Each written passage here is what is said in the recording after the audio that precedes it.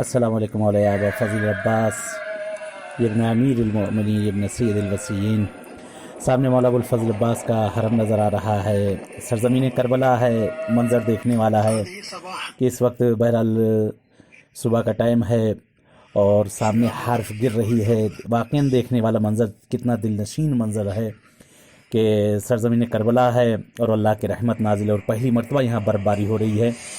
कि देखें आसमान बिल्कुल सफ़ेद हो रहा है, हरम पूरा जो है सफ़ेद हो रहा है और पब्लिक बहरहाल आ रही जा रही है थोड़ी बहुत। और ये सामने देखें मौला हुसैन को उधर की तरफ हरम दिख रहा है, एक तरफ मौला अब्बास का हरम है, सामने बहरहाल ये सड़क बीच वाले हिस्सा है और वाकई मंज़र देखने वाला है, दिलकश मंज़र है। और सर्दी बहुत ज़्यादा इस वक्त यहाँ पर, वाकई काफ़ी सर्दी हो रही है यानी करबला में। और सोचे आपकी बर्फ़ गिरना ये भी एक मौजज़ा है, सरज़मीन करबला पर और बर्फ़ आना, इराक़ में बर्फ़ गिरना, ये भी एक मौजज़ात में से है।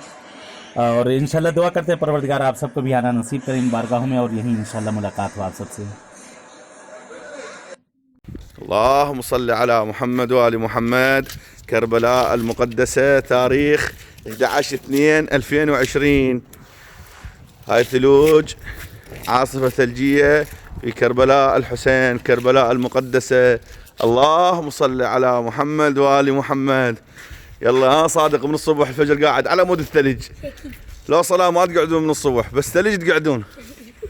يلا شوف شوف شوف شوف شوف شوف، صلوا على محمد وآل محمد. اللهم صل على محمد وآل محمد. ولك هذا يديك بعدين باقي. لا اقعد من الصبح، اقعد، لا تزحلق توقع والله تعور. اللهم صل على محمد وآل محمد.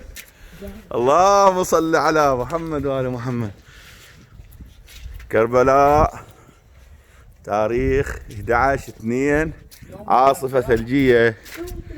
اللهم صل على محمد وآل محمد. 3 صلوات على محمد وآل محمد.